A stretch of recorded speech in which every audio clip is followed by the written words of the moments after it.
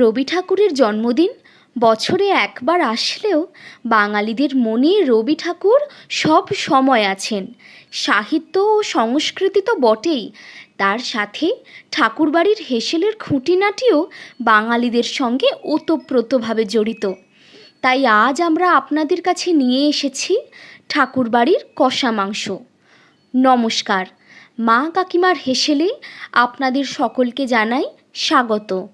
ঠাকুরবাড়ির কষা মাংস বানানোর জন্যে আমাদের এখানে নেওয়া হয়েছে 1.5 কেজি পরিমাণ রেয়াজি খাসির মাংস। এখন এই মাংসের গায়ে মশলা মাখিয়ে রেখে দিতে হবে।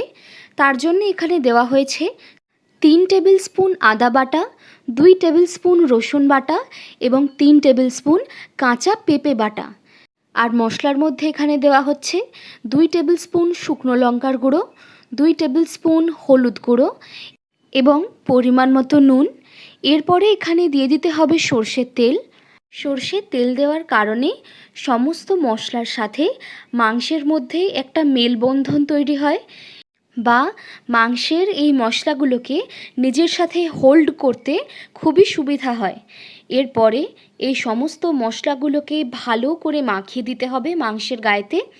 দেখুন, আমার মা যেরকমভাবে চেপে চেপে মাংসের গায়েতে মশলাগুলোকে লাগিয়ে দিচ্ছে, এই রকমভাবে চেপে চেপেই মাখিয়ে দিতে হবে সমস্ত মাংসের গায়েতে মশলা।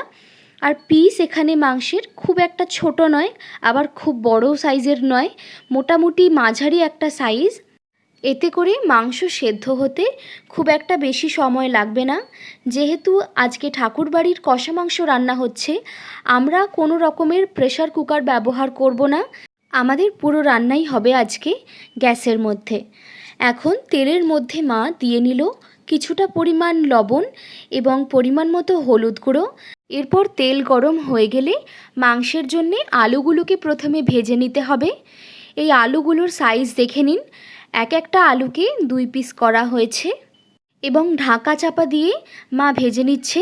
এতে করে আলুগুলো খুব তাড়াতাড়ি সেদ্ধও হয়ে যায় এবং গা থেকে ভাজাও হয়ে যায়। এরপরে মা দেখুন চেক করে নিচ্ছে, আলুগুলো প্রায় 60% ভাজা হয়ে গেছে। মা এখন এই ভেজে নেওয়া আলুগুলোকে তুলে সরিয়ে রাখলো এবং এই একই কড়ার মধ্যে দিয়ে দিল গোটা গরম মশলা ফোড়ন।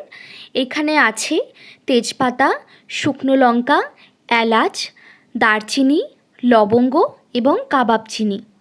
এখন এই গোটা গরম মশলাগুলোকে একটু এপিট ওপিট করে ভেজে নিয়ে এই গরম তেলের মধ্যে মা দিয়ে নেবে খাসির মাংসের চর্বি। এই চর্বিগুলোকে এপিট ওপিট করে ততক্ষণ পর্যন্ত ভেজে নিতে হবে যতক্ষণ না গলে এখান থেকে তেল বেরিয়ে আসে। এই চর্বিগুলোকে চাপা দিয়ে ভেজে নিতে হবে, কারণ কখনো কখনো চর্বি ফেটে যাওয়ার সম্ভাবনা থাকে। আপনারা দেখতেই পাচ্ছেন চর্বি পুরো ভাজা ভাজা হয়ে গেছে এবং এই চর্বি থেকে অনেকটা পরিমাণ তেল বেরিয়ে এসেছে। এর মধ্যে মা এখন দিয়ে নিচ্ছে কুচিয়ে রাখা পেঁয়াজ। এখানে প্রায় 5টা মাঝারি সাইজের পেঁয়াজ আছে। পেঁয়াজগুলোকে তেলের মধ্যে হালকা ভাজা ভাজা করে নেওয়ার পর মা এখানে দিয়ে দিল কিছুটা পরিমাণ চিনি। চিনির জন্য স্বাদের মধ্যে একটা ব্যালেন্স আসে এবং পেঁয়াজের রং খুবই সুন্দর আসে। আর দিয়ে নিল পরিমাণ মতো নুন। এরপর পেঁয়াজ খানিকটা ভাজা ভাজা হয়ে গেলে এর মধ্যে দিয়ে দিতে হবে 2টো মাঝারি সাইজের কেটে রাখা টমেটো এবং এখানে দেওয়া হলো 1 চামচ আদা বাটা, আরও 1 চামচ রসুন বাটা। এরপর টমেটোগুলো খানিকটা নরম হয়ে গেলে এর মধ্যে দিয়ে দিতে হবে 1 চামচ হলুদ গুঁড়ো, 1 চামচ শুকনো লঙ্কার গুঁড়ো দিয়ে ভালো করে কষিয়ে নিতে হবে এই মশলা। আমাদের এখানে সমস্ত মশলা কষানো হয়ে গেছে এবং মশলার গা থেকে তেল বেরিয়ে এসেছে। এখন এই মশলার মধ্যে দিয়ে দিতে হবে মশলা মাখিয়ে রাখা খাসির মাংস।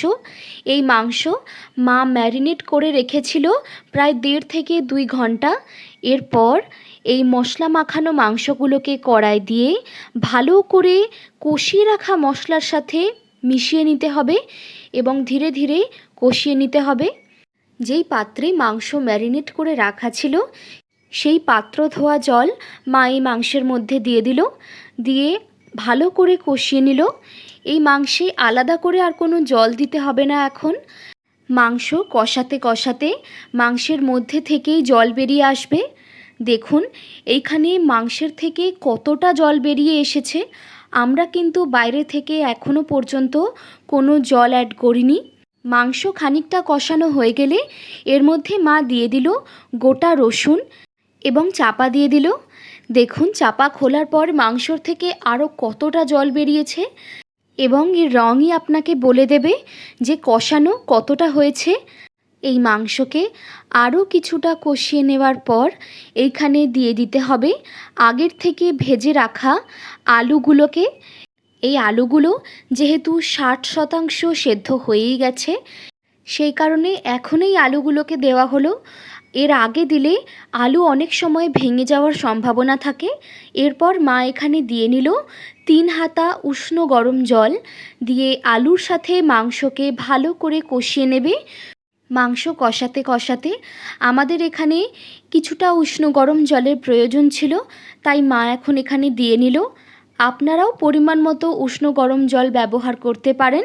উষ্ণ গরম জল ব্যবহার করলে মাংস তাড়াতাড়ি সেদ্ধ হয়ে যায়। যেহেতু আমরা এখানে কোনো প্রেসার কুকারের ব্যবহার করব না, পুরো মাংস সেদ্ধ হবে কড়াতে, তাই আমাদের এখানে পেঁপে বাটা ব্যবহার করা হয়েছে। পেঁপে বাটা ব্যবহার করলে মাংস খুবই তাড়াতাড়ি সেদ্ধ হয়ে যায়। এরপর মা এই মাংসের মধ্যে কিছুটা পরিমাণ গরম মশলা দিয়ে চাপা দিয়ে রেখে দিয়েছিল। দেখুন আমাদের এখানে মাংস একেবারে রেডি এবং এই মাংস খুবই সুন্দর সেদ্ধও হয়েছে। আর এই মাংসের রঙই আপনাদেরকে বলে দেবে যে খেতে কতটা ভালো হতে পারে এই ঠাকুরবাড়ির কষা মাংস। তাহলে আর দেরি কেন, আপনারাও বাড়িতে ঝটপট বানিয়ে ফেলুন ঠাকুরবাড়ির কষা মাংস এবং এর স্বাদ পরিবারের সকলের সাথে ভাগ করে নিন। এই রকমই নিত্য নতুন রেসিপির জন্যে আমাদের চ্যানেলটিকে সাবস্ক্রাইব করবেন এবং পাশে থাকা বেল আইকনটিকে প্রেস করে দেবেন। এতে করে আমাদের সমস্ত নতুন রান্না আপনাদের কাছেই সবার প্রথমে পৌঁছে যাবে। এই ভিডিওটি যদি ভালো লেগে থাকে অবশ্যই এই ভিডিওটিকে একটি লাইক করে দেবেন এবং কমেন্ট বক্সে আমাদের সাথে শেয়ার করবেন আপনার কেমন লাগলো এই রান্নাটি, এবং এই ভিডিওটি আপনার সকল পরিচিতদের সঙ্গে শেয়ার করে নেবেন।